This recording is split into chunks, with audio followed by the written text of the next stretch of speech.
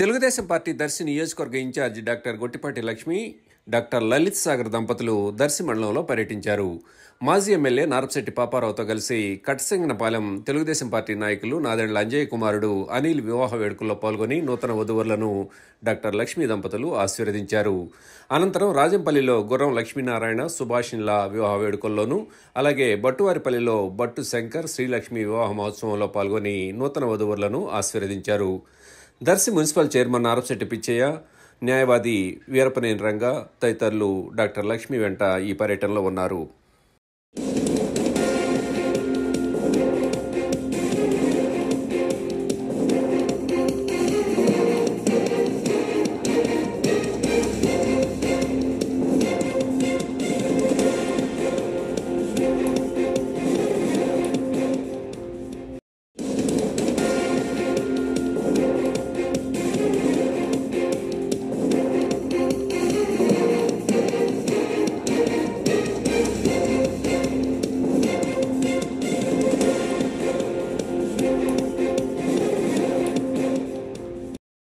Like, share, subscribe, and get notification.